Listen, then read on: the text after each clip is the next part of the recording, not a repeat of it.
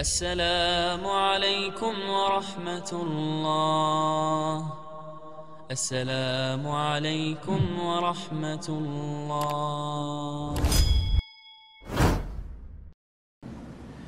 Ya'juj dan Ma'juj adalah dua nama suku dari turunan Adam, sama dengan kita manusia. Nabi SAW sebutkan ciri-ciri mereka. Mata mereka sobekannya kecil sehingga mata mereka kelihatan seperti sipit, tapi bola matanya besar. Mereka memiliki rambut yang keriting dan mereka memiliki poster yang umumnya seperti poster manusia.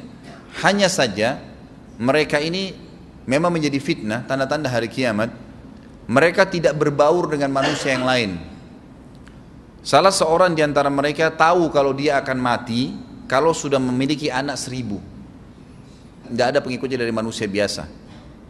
Pada saat saya pelajari tentang Ya'juj Ma'juj ini tingkat 3 kuliah, kurang lebih waktu itu tahun 96, 97, dosen saya membuka kitabnya membahas masalahnya. Saya sempat tanya sendiri, saya bilang, Syekh, jumlahnya Ya'juj Ma'juj itu berapa banyak? Dia bilang tidak terhitung jumlahnya, karena ada hadis yang berbunyi mereka akan mendatangi sebuah sungai, kalau tidak salah namanya Sungai Tibria. Sungai itu sekarang ada, besar. Bayangkan sungai ya, airnya banyak mengalir. Kata Nabi SAW, mereka akan mampir dan minum di situ. Mereka semua minum air sungai itu, dan yang terakhir dari mereka datang sudah nggak dapat air. Artinya air sungainya habis diminum. Bayangin berapa banyak jumlahnya tuh. Satu Jakarta aja sekarang kalau minum air sungai Ciliwung nggak habis. Mungkin nggak bakal habis kalau satu Indonesia pun minum. Bayangkan berapa banyak jumlah mereka tuh, tidak terhitung. Nanti kan kita bacakan ayat-ayatnya tentunya, banyak sekali ayat berhubungan dengan masalah itu. Tapi yang jelas pada saat itu Nabi SAW mengatakan, Allah berfirman kepada Isa, berkata, wahai Isa, aku akan mengeluarkan hamba-hambaku yang tidak ada seorang pun dari kalian bisa mengalahkannya, termasuk Isa alaihissalam, nggak bisa mengalahkan. Maka selamatkanlah dirimu bersama dengan pengikut-pengikutmu ke Gunung Tur namanya. Gunung Tur ini di Palestina.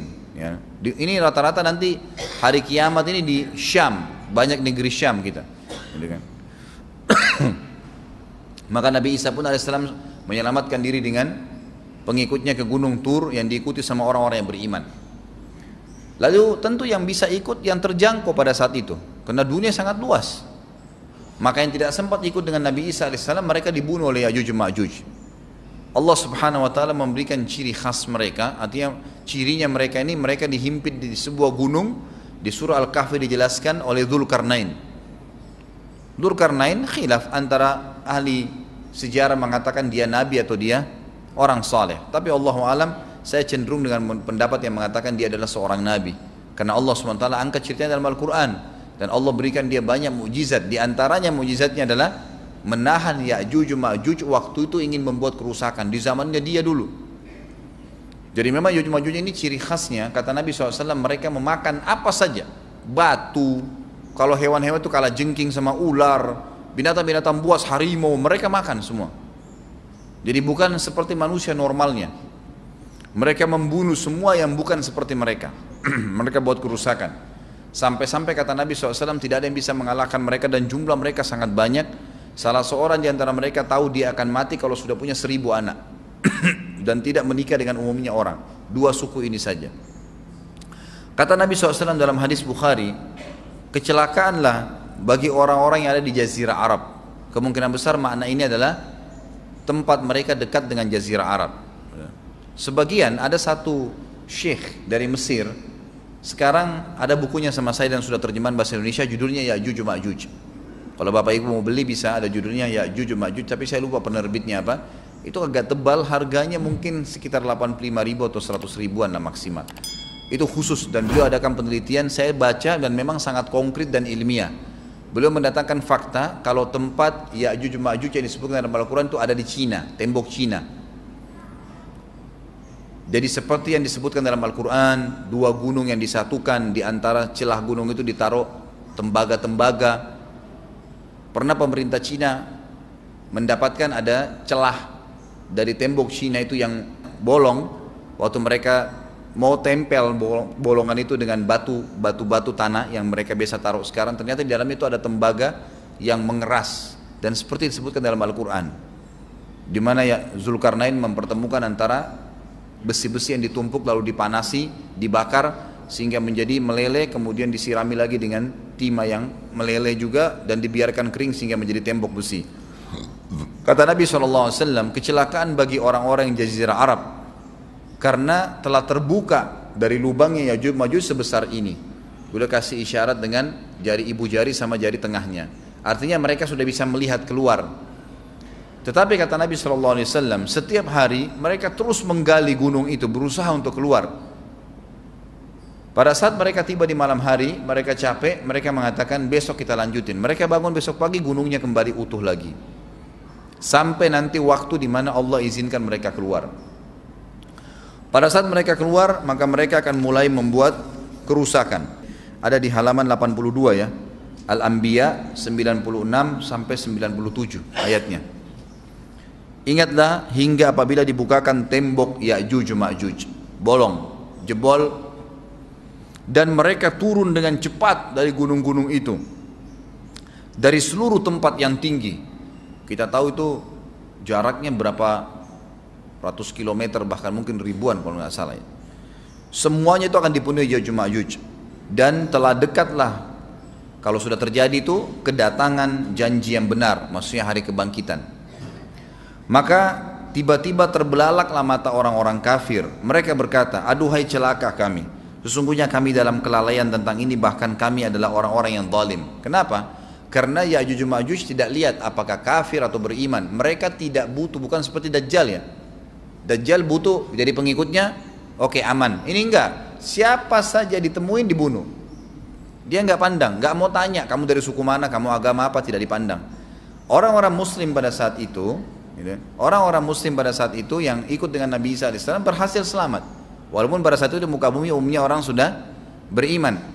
Yang dimaksud di sini orang-orang kafir adalah adanya orang-orang yang masuk Islam karena terpaksa, karena mereka tidak terlalu faham pada saat itu, lalu mereka menganggap remeh informasi dari Nabi Isa alaihissalam, maka mereka terbelalak matanya karena dibunuh oleh Ya'juj Ma'juj. Kata Nabi SAW di dalam hadis sahih